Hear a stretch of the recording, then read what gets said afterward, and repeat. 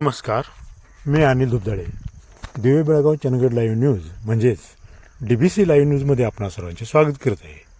चला पाहूया आजच्या काही महत्त्वाच्या बातम्या. गेल्या 2 वर्षापासून प्रलंबित 18 मागण्यांवर राज्य मुख्य सचिव राजेश अग्रवाल यांच्याशी झालेल्या चर्चाप्रमाणे बैठकीचा इतिवृत्त संघटनेने दिला आहे. या बैठकीत सुधारित निवृत्त वेतन योजना व इतर मुद्द्याबाबत मुख्यमंत्र्यांशी सल्लामसलत करून निर्णय घेतला जाईल असं मुख्य सचिव आणि संघटनेला शाश्वत केलं जात आहे. राज्य शासनाने अस्वस्थ केलेल्या मागण्यांची प्रत्यक्ष कलप्राप्ती याविषयी आज संध्याकाळीच समन्वय समिती या बैठक पार पडणार व त्यानंतर पुढील आंदोलनाची दिशा ठरवण्यात येईल. तुर्तास हे बेमुदत आंदोलन सुरू राहील अशी घोषणा निमंत्रक विश्वास काटकर यांनी केली असल्याची माहिती नवनाथ डवरी यांनी आमच्या DBC लाईव्ह प्रतिनिधीशी दिली. औद्योगिक वसाहतमध्ये खनिज चोरट्याकडून मंगळवारी रात्री शेकडो डंपर खनिज चोरी. दोडामार्ग महसूल विभाग यांच्या संगनमताने होते वाहतूक. लाखो रुपये महसूल बुडवायला महसूल अधिकारी जबाबदार.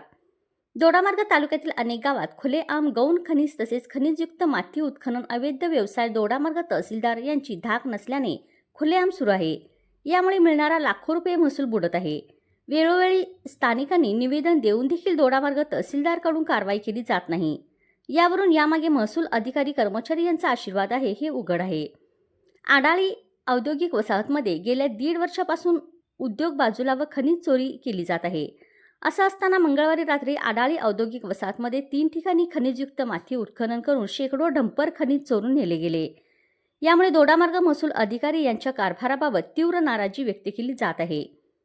दोडामार्ग तालुक्यातील आडाळी औद्योगिक वसाहतमध्ये उद्योग आले पाहिजे यासाठी गावातील ग्रामस्थांनी 700 एकर जमीन सरकारला दिली.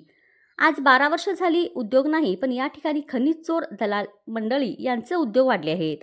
आतापर्यंत आडाळी औद्योगिक वसाहतमधून हजारो डंपर खनिज बांधा येथील दोडामार्ग आई भागात नेण्यात आले. जवळपास कोटी रुपये महसूल बुडवला गेला, पण दोडामार्ग महसूल अधिकारी यांनी कारवाई केली नाही किंवा मशिनरी वाहने जप्त केली नाहीत. आडाळी औद्योगिक वसाहतमध्ये खनिज चोरी मागे 2 टोळ्या सक्रिय आहेत.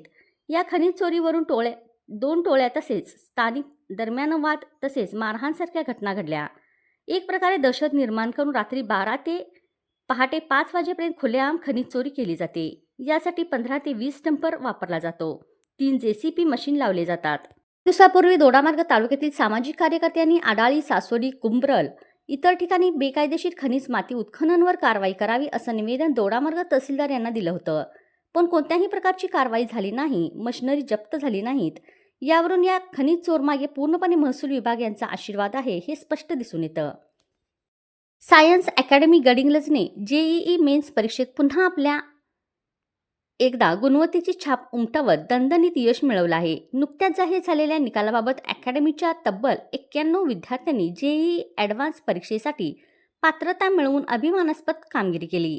या वर्षाच्या निकालात अकॅडमीच्या विद्यार्थ्यांनी उच्च टक्केवारी मिळवत विशेष ठसा उमटवला.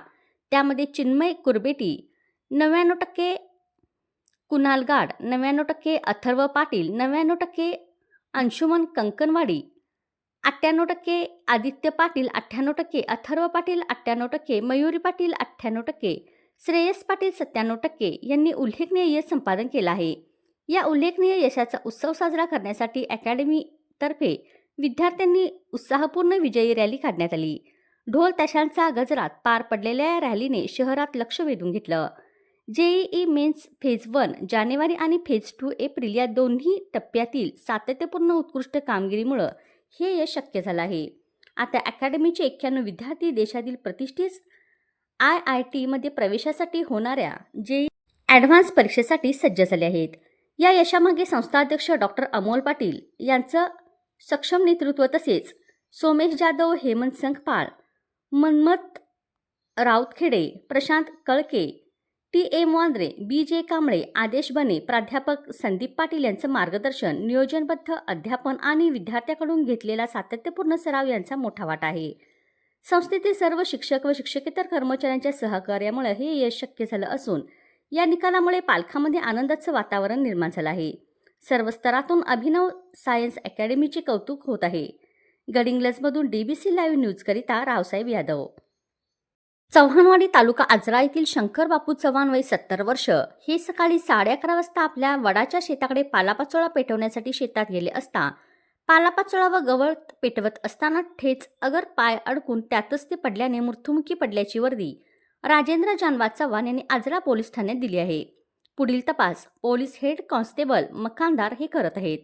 या घटनेने सर्वत्र हळहळ व्यक्त केली जात आहे.